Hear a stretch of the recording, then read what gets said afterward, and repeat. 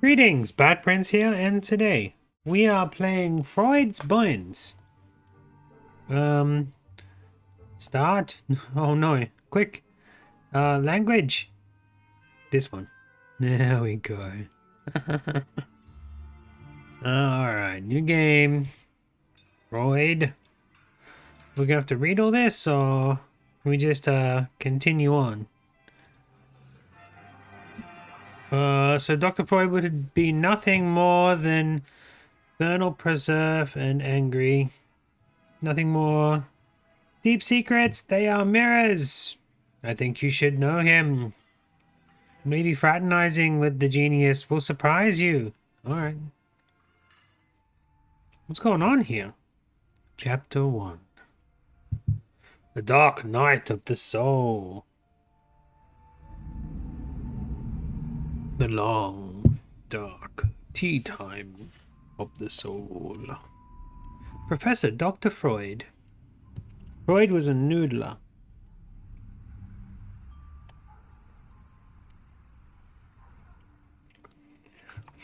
Alright. Freud. In a real dark night of the soul, it is always 3 o'clock. In the morning, day after day. Whoever said that was extremely right. A bedlam of voices dwells in my mind. How did I come to this point? Don't ask me to do the fake German accent. I cannot do that. Well, no, I'm not doing that. Will just be me. No nightly self-analysis can start without a cigar. I want to get your cigar. What are you doing? Shouldn't I be able to find your cigar and make you light it? I'm dying of my own venom. To protect my theory, my institutions, I had to make an act of faith. I had to trust my instinct, escape from society, escape from the curious skeptics, the friends, to find myself nailed, night after night, to the cross of my solitude. What once looked like a safe place now seems a gilded cage. I don't find any relief in wine, in other people's company. Even sex lately doesn't give me any satisfaction. Maybe cocaine caused the severe depression. Ach! I'm still burning in my insomnia while time passes by. Where is that mandrake infusion? I have to calm down and rest if I don't want to look like a drug addict tomorrow. A dark monologue, right? I told you that our dear Dr. Freud is gripped by a deep crisis. At least once in a lifetime, I think you felt lost in a labyrinth without a map too. Now it's time to introduce yourself. Oh yeah? Help him finding a light and chasing radically his view on the human mind. Discover the roots of Dr. Freud's crisis. Back into Freud's mind. Okay, Mandrake is for old ladies. It won't prepare you for what you're going to hear, or the cigar should be accompanied by a good aged whiskey. This one. Sit down, Sigmund. Well, actually, Mandrake has some calming effects that... Wait a moment. Who spoke? Okay, Sigmund, keep calm. Maybe it was an auditory hallucination. For sure, a side effect of cocaine. Or maybe it's the result of this long-time insomnia. Take a breath. You must be just one more side effect of cocaine.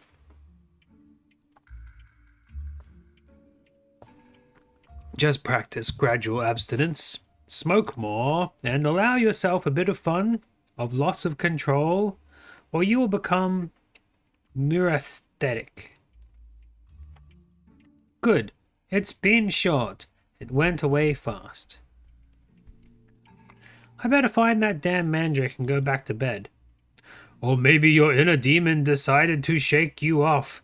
Maybe it's neither insomnia or cocaine, the cause of this voice. Dig deeper. That one. My. This is for sure a bad joke. First those letters, then the Star of David at my door.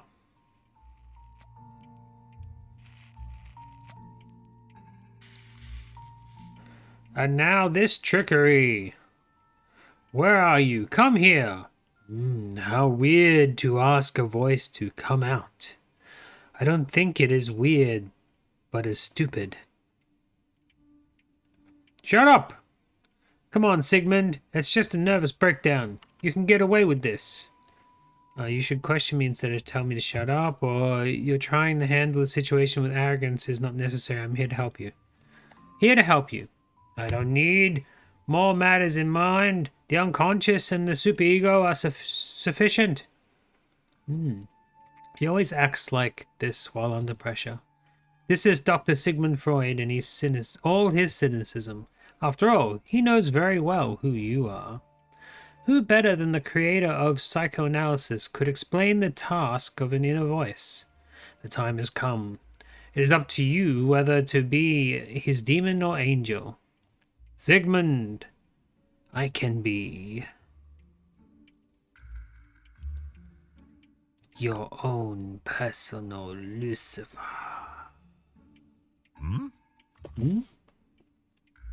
Oh, please. I don't need any demon perched on my shoulder. I can ruin my life or what's left of it alone.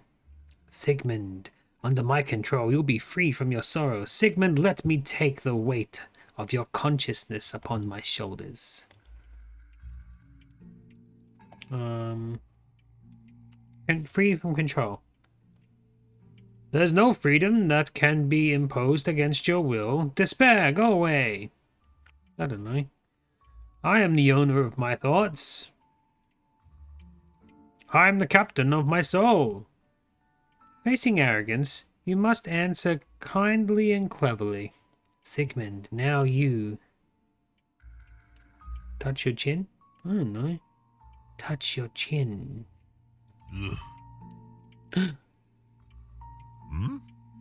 He did it.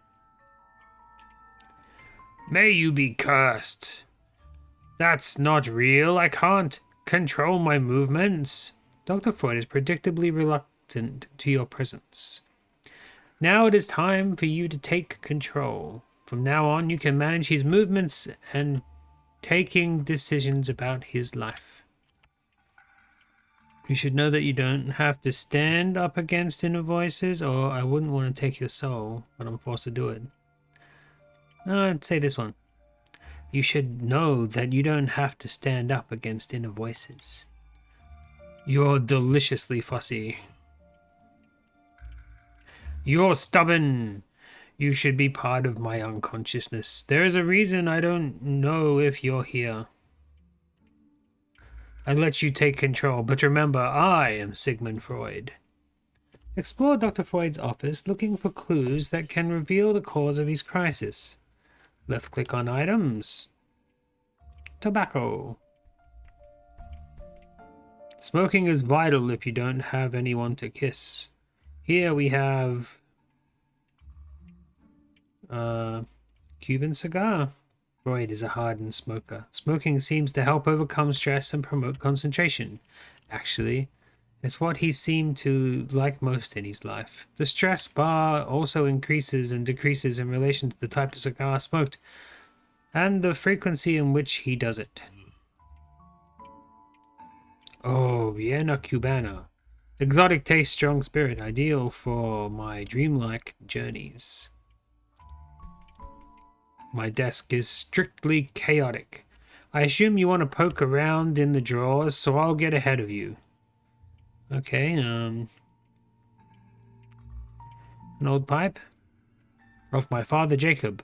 Still incredible how smells can survive through time. A hint of a smell is enough to drag your mind in memory mazes. I find it meaningful that we can't willingly reproduce a smell.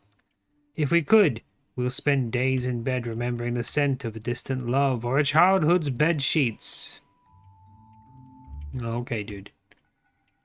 Let's go to the bookcases, huh? Good choice. This is not just a bookcase to me. Literature is the most powerful venom for a restless mind. It contains secrets, poisons, balms. Every time you need to find questions or answers, check it. It will know how to help you.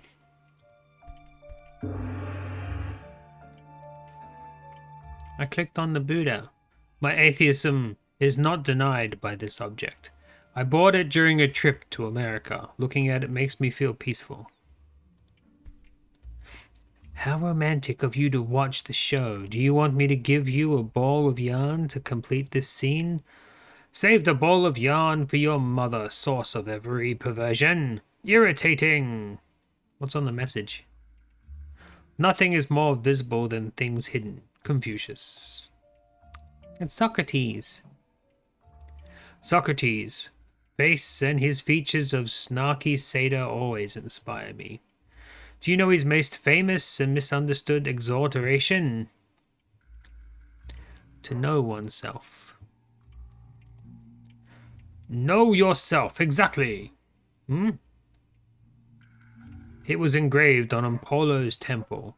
It was an invention to get inside the human soul, but he knew very well that in the end, the one who commits really hard will light up a flame in the boundless dark. Gravidia, the woman who walks. I bought it at the Vatican's museums. It's a symbol of delirium and Maeueratics? I don't know what that means. There's an armchair. If this armchair could speak, it would reveal all the sighs and pains of my patients. It made me famous, but to me it has an enormous sentimental value. It is a present from Mrs. Benevidici, an old patient of mine.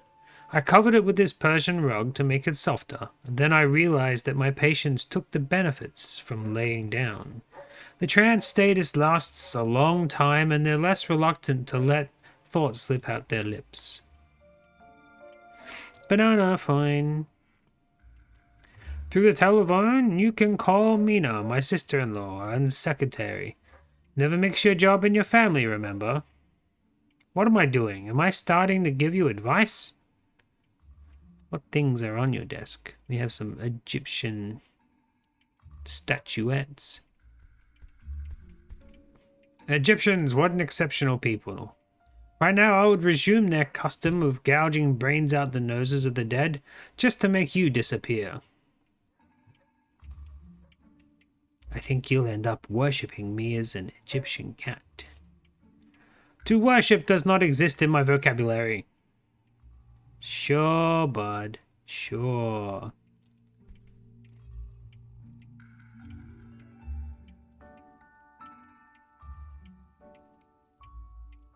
If you won't get mad with my voice in your head, you'll probably die in a fire. Your sarcasm is just a microaggression. The cigar smoke marks my time in my office. Alright, it's on the radio. Dance, dance, dance on the radio. Without music, life would be a mistake. What regret never knowing you, Frederick Nietzsche. No, you definitely not ready to spy on patients' lives. Alright then, back in the desk. I don't know what else to click. Train ticket to Berlin. My dear friend Lou invited me to the presentation of her last work. They say that when a mirror gets broken, it's bad omen because you see your broken reflection. A broken ego is a bad omen. Do you understand? This one was broken by a patient during a rage attack. All alone, wolves have the same destiny. All wolf packs are consumed by their desire of the solitary's elusiveness, but every pack, hungry and wrathful, does not find peace until the lone wolf is devoured. I spent 2 nights questioning where this message came from and decided to wait for another one before an answer. Well, well, another worry for Dr. Freud. Oh, please. I affirmed that children have sexual and violent instincts. Do you know how much this Jew is hated? However, I don't trust you. Don't swoop in too much. Now I need some sleep. I can't go back to my bedroom. I could awake Martha. I'll sleep on the couch. If you'll let me. Go towards the couch and let Freud rest. All right. Good night, Freud. I'll see you in the morning. Yeah, go to sleep.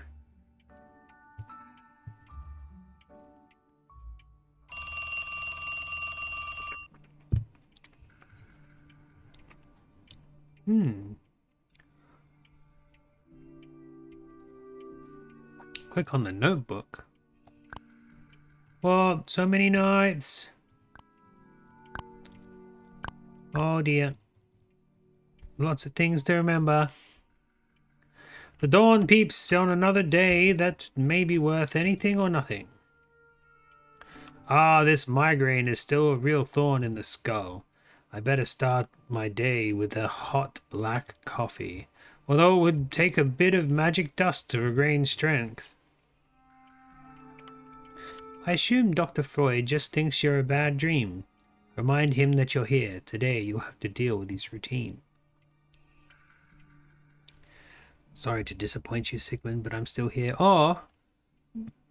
Good morning, my devoted puppet.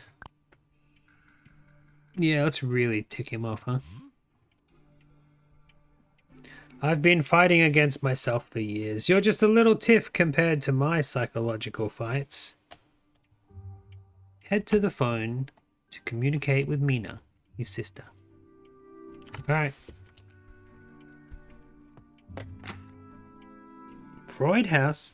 Who is this? Good morning, Mina. Is there a cup of coffee for me? Well, there's a cup of coffee, but I would like to give it to a man who keeps his promises. Oh, please, I thought we had a score to settle yesterday night. Am I wrong? So you don't even know what I'm talking about? I will remember it when you suggest some interesting clinical experiments. What do you want to get for me for breakfast? First patient of the day. I'll be here in a moment. Just coffee will be fine. Thank you. This is perfect. Oh, I almost forgot. You've got mail. You got mail. Perfect, as usual.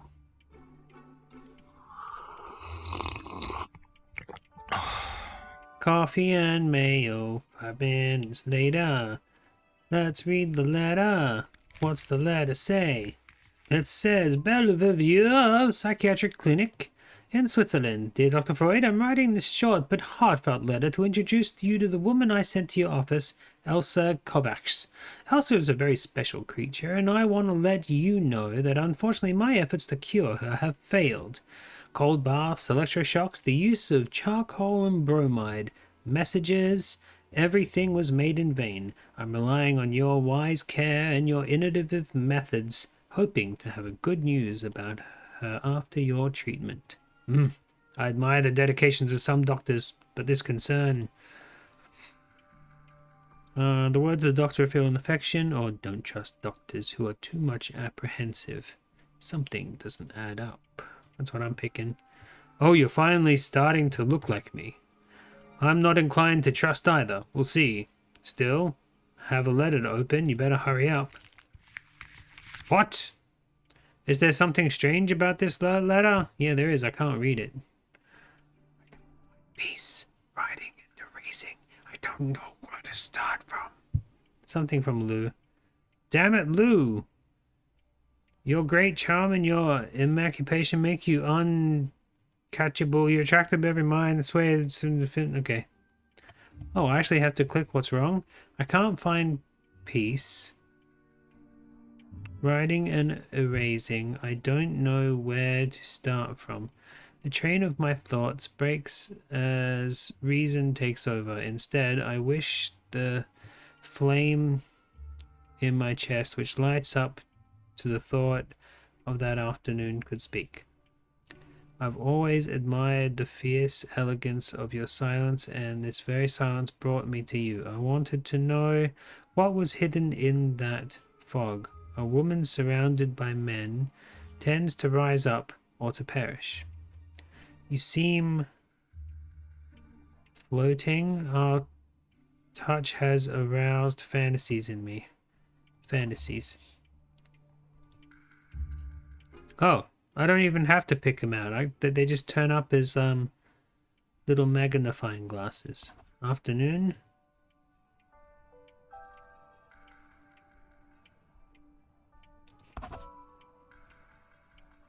Addressed to the daughter, not for you.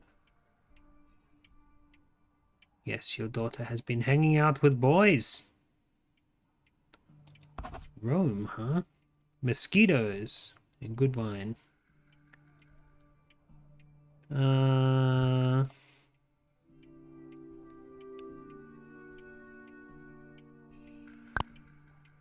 letter is addressed to your daughter. This boy is trying to get with her, if you know what I mean. Romance? No. This is Damlu. Cursed be your predatory fascination. My daughter Anna has been victim to the indecent charism of an uncommon woman. Nisha fell for her. How can I blame him? I'll deal with it later. Now let's take a look at the clinical record. Alright, we can do that. We can do that. Hurry up. The record of the patient contains all the basic medical information you need to solve the case. The available sections increase the... Okay, so we have to read through everything. And then solve the case. Medications, medical report, poem, family certificate.